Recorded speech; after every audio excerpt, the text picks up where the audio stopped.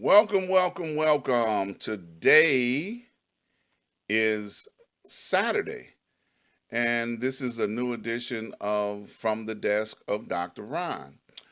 And I've got an interesting question today, something that coincides with what's been going on in history.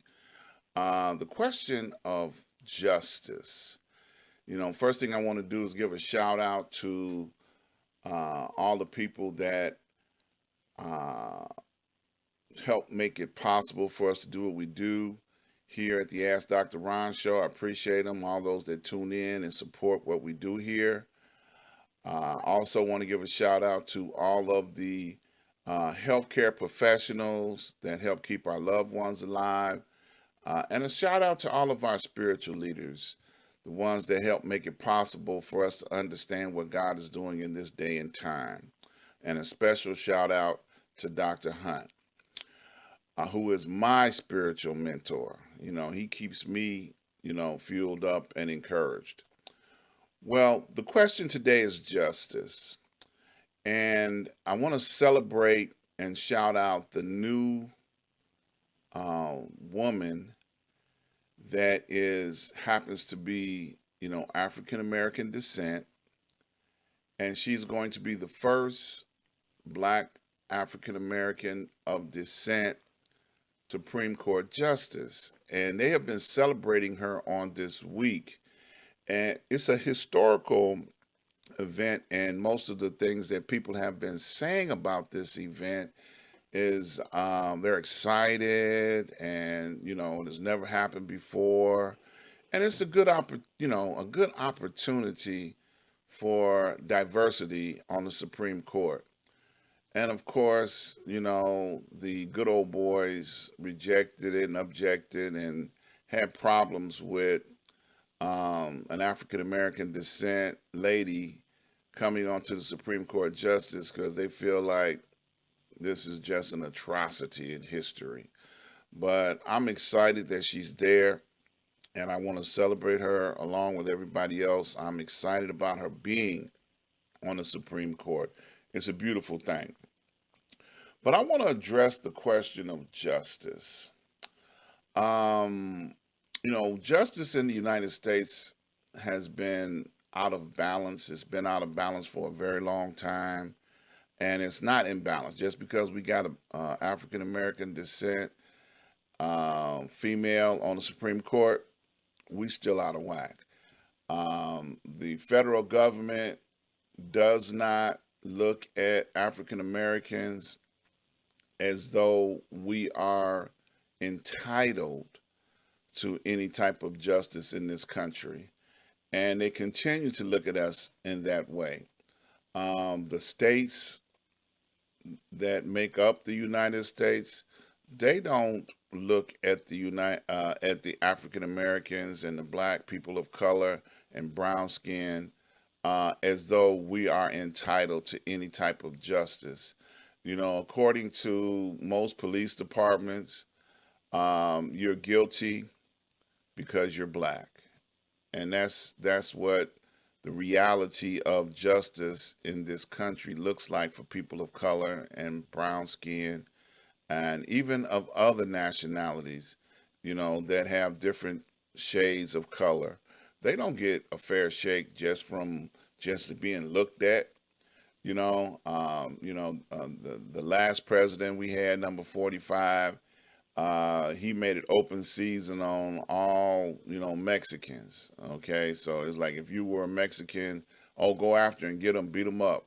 We had conflict in Haiti on his watch, and when Haitians came over here to try and seek sanctuary, the mentality that persisted from President 45 continued over onto them. They treated them badly and then sent them back where they came from.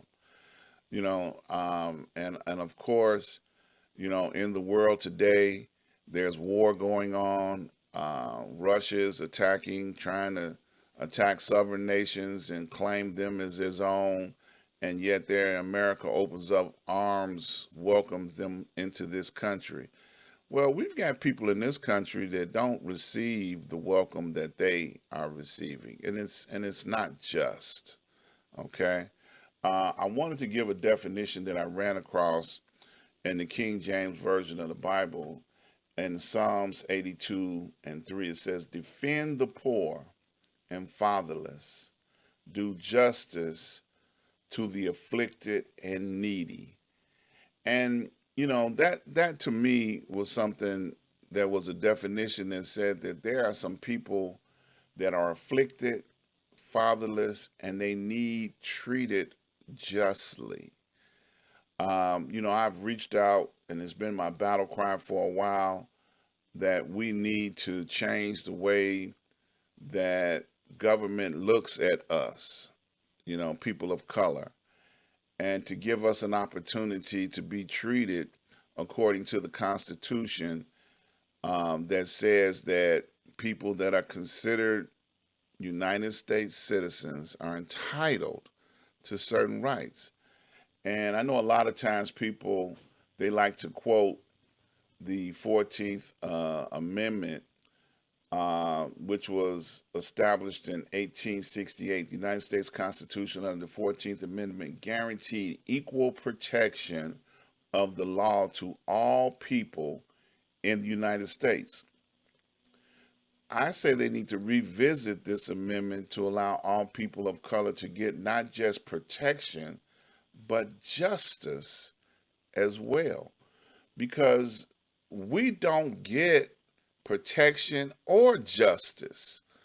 Just recently, we have now discovered that it took 200 attempts to pass a law that you cannot lynch people anymore.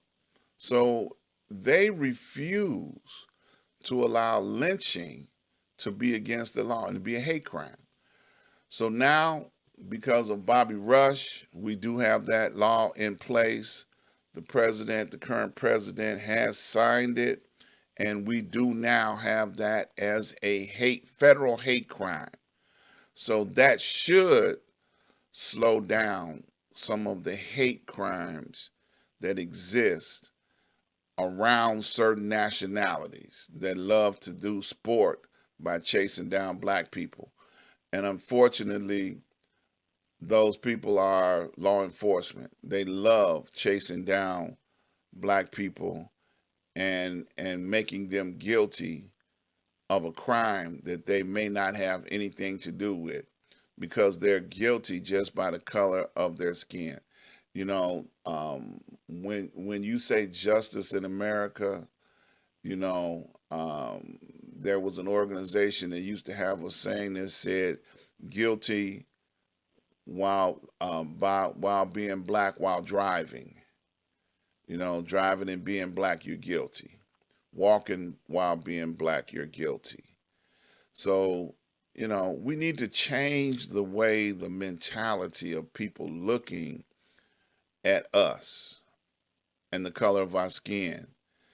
Some of us are just doing what we do to survive. We get up every day and we just want to stay alive. We don't want to be persecuted by the system, by the laws.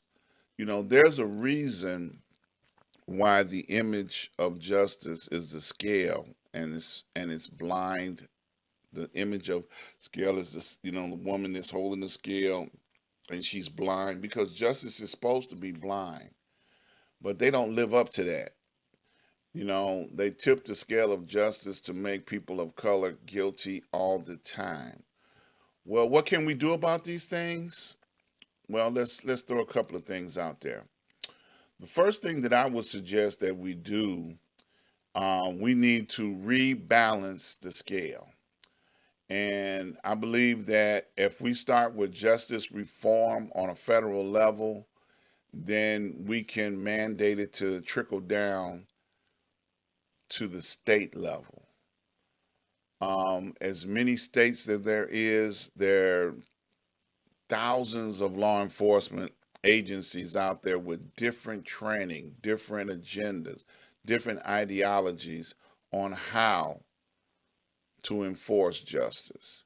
So if the federal government makes a uniform training code, a uniform training system, then every state would have to adjust to the uniform training code that would make things uniform from coast to coast. And that would be a start. At the federal level, they need to standardize training for all law enforcement.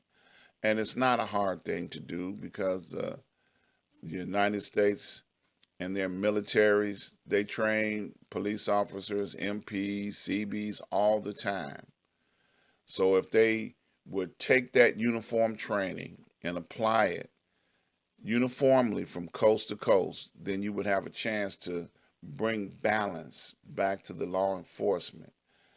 I know that Republicans like to say that the Democrats are trying to get rid of law enforcement. That's not true. I know it's political time, and straight out the Republican playbook, they feel like, oh, we need to scare people to get them to come out and vote because they're going to rape our children and wives and they're going to break in our house. No, no. Most people of color, respect the law. They just want the law to respect them. Well, I'm not going to hold the conversation long today. I just wanted to come to you each and every Saturday. We will be coming to you with a question and an answer from the desk of Dr. Ron. I hope you take this information to heart and use it, share it, spread it around, send it out to all of your friends and family.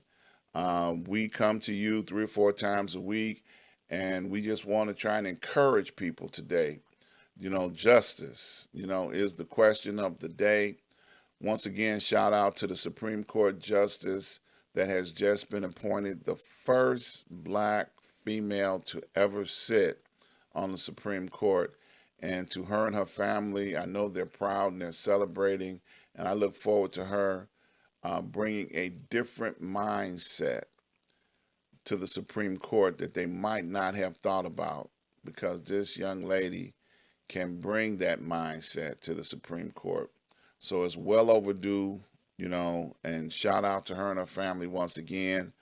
I want to throw up a couple of announcements here. I want to encourage everybody to visit with us on our show on Street News Now each and every Thursday, right here on YouTube, also on Facebook, every Thursday, 8 p.m. Central Standard Time. We also want you to come in and visit me on each and every Tuesday on Facebook Live. Facebook Live each and every Tuesday, 5 p.m. Central Standard Time. You can visit me there. We have guests and we interview folks each and every Tuesday. Would encourage you to also go over to my website, ask-dr-ron.com. Please support all of my advertisers. Please support them. They make it possible for me to do what we do here. And then, of course, each and every Saturday, we're here at 12 p.m. Central Standard Time. Now, I want to throw some information up on the screen where you can see where to make contributions to help support what we're doing here. Don't forget to subscribe, like, and share. I look forward to seeing you guys on tomorrow. We do a Black History Moment, so we'll be talking about a history moment celebrity. So look forward to seeing you guys on